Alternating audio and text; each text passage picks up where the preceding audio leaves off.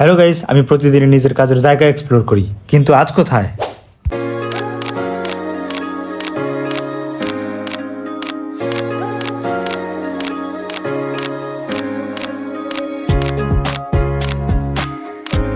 আজ আমার যেখানে কাজ ছিল সেই জায়গা সম্পর্কে আমার ন্যূনতম কোনো ধারণা ছিল না। সিনিয়রদের ইনস্ট্রাকশন অনুযায়ী আমি শুধু এগোচ্ছিলাম।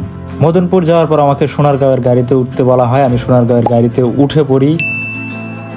দিস সাইড স্টার ইমরান, কামের উপরে কোনো ওষুধ। মদনপুর থেকে সামনের এক স্টপেজে নেমে গিয়ে তারপর হেঁটে হেঁটে আমার কাজের জায়গা, মানে আমি যে অফিসে কাজ করব সেখানে যাওয়ার উদ্দেশ্যে রওনা দিই। তারপর প্রায় 5-6 মিনিট হাঁটার পর আমার অফিসের সামনে গিয়ে পৌঁছাই। এখানে একটা মজার ঘটনা ঘটে যায়। আমার অফিসও একদম মেইন রোডের সাথে, কিন্তু আমার সিনিয়ররা বুদ্ধি করে আমাকে একটু আগে নামিয়েছে যেন আমি অফিসটা কাটিয়ে না চলে যাই, কেননা এই জায়গাটা আমার কাছে খুবই নতুন, এর আগে কোনোদিন আসিও নাই। তারপর এক সিনিয়র ভাই এসে আমাকে গেট থেকে পিক করে নিয়ে যায়। উপরে গিয়ে কাজ শুরু করার আগে সুমন ভাই আমাকে বলে, তুমি যে জায়গায় আসছো এই জায়গায় আছে কি তুমি জানো? পরে বললাম, না ভাই, কেন, কি হয়েছে? এই জায়গাটার নাম সোনারগাঁও, কিন্তু এখানে মানে আমার কোনো কিছু মনে পড়তেছিল না যে সোনারগাঁও একটা বিখ্যাত জায়গা। পরে শুনতে পাই এখানে মিউজিয়াম, মানে তখন মনে পড়ে যে সোনারগাঁও জাদুঘর। তারপর বায়না ধরে সবাইকে নিয়ে চলে আসি। প্রথমে কেউ এমনিতে আসতেও চাইছিল না, তারপরে অনেকটা জেদ ধরেই রাজি করিয়েছি।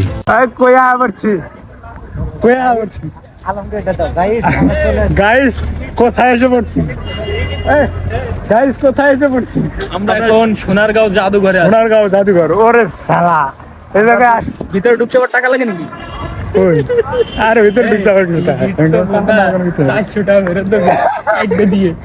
এখানে একটা ভুলে আমাদের খারাপ কাজ হয়ে গেছে, আমরা জানতাম না, সেজন্য আমরা অনুতপ্ত। যাই হোক, ভেতরে ঢুকতেই সেই বিখ্যাত গরুর গাড়ি ঠেলা এবং এই রাজবাড়িটা দেখতে পাই। সেখানে টাকা লাগছিল বিদায় ঢুকতে পারি নাই। তারপর এই সেই বিখ্যাত লোক, এই সেই বিখ্যাত ব্যক্তি যার নামে নামকরণ করা হয়েছে শিল্পচর্চা জয়নুল আবেদিন লোক ও কারুশিল্প জাদুঘর। তারপরে হুট হাট করে ভিতরে চলে যায়। ভিতরে ঢুকতেই এই চিত্রগুলো দেখা পড়ে, কিছু শিল্পচর্চ জয়নুল আবেদিনের আঁকা এবং কিছু দুর্লভ ছবি যেগুলা মানে 19 শতকে তোলা হয়। তারপর ওপরতলায় উঠে যায়। ওপরতলায় উঠে দেখি গ্রামের কিছু চিত্র মাটির সাজের মাধ্যমে তুলে ধরা হয়েছে। তারপর বিভিন্ন ধরনের পুরনো কাঠের বাক্স, মেকআপ বক্স, নানান ধরনের জিনিস যা এতটাই দুর্লভ এবং এতটাই পুরনো যে আমি নিজেই জানি না আপনাদের কি এক্সপ্লোর করাবো, আপনাদের কি জানাবো। তবে এখানে প্রত্যেকটা চিত্রের সামনে একটা করে চিরকুট দিয়ে লেখা হয়েছিল এটা কবে, কোথা থেকে, কিভাবে আসলো। কিন্তু আমাদের হাতে এতটা সময় ছিল না, মাত্র 1 ঘন্টার সময় নিয়েছিলাম সেখানে যাওয়ার জন্য, কেননা আমার অফিসের কাজ আছে।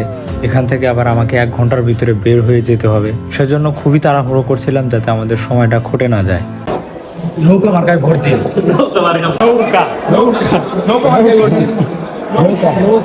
সবাই নৌকায় ভোট দিন, জয়যুক্ত করুন ধানের শীষকে। না সরি, যাওয়া জোকসে পার্ট, ডোন্ট মাইন্ড। তারপর উপরতলায় গিয়ে দেখতে পেলাম জুয়েলারি, যেগুলো মূলত আদিকালে মানুষজন পড়েছে। আর এগুলোর সাইজ দেখে মনে হচ্ছিল তারা এতটাই মানে মোটা সাটা না, ওনারা খুবই লম্বা ছিলেন আর অনেকটা দানব আকৃতির শরীরের মতো ছিলেন। মানে আমরা এখন যে রেগুলারই হাইট হই, আমাদের চাইতে অনেকাংশেই লম্বা ছিলেন, বড় ছিলেন। তাদের এসব অলংকারের সাইজ দেখলে খুবই ভালোভাবে আন্দাজ করা যায়। তারপর সেখানে কিছু আদিকালের মিউজিক্যাল ইনস্ট্রুমেন্টও দেখতে পাই, যেগুলো আদিকালে গান বাজনার জন্য ব্যবহৃত হতো। আরো অনেক কিছু দেখেছি যেগুলো ক্যামেরায় ধারণ করা সম্ভব হয়নি বা করিনি। তৎক্ষণাৎ আমাদের হাতে মাত্র 7 মিনিট সময় ছিল। এর মাঝখানে আমাদের অফিসে গিয়ে পৌঁছে আমাদের কাজ ধরতে হবে। এমনটা নয় যে আরো 8 ঘন্টা ঘুরতে পারতাম, কিন্তু আমাদের সময় এমনটাই ক্ষতি হয়ে গেছে আর সেখানে কাজও না করলে হতো না। মাত্র 45 মিনিটে মাত্র জাদুঘরের 1/3 ঘুরতে পেরেছি। কিছু করা নাই, নেক্সট আবার হবে ইনশাল্লাহ। ভারাক্রান্ত মন নিয়ে আজ এই পর্যন্তই। সবাই ভালো থাকবেন, সুস্থ থাকবেন, কাজ করবেন।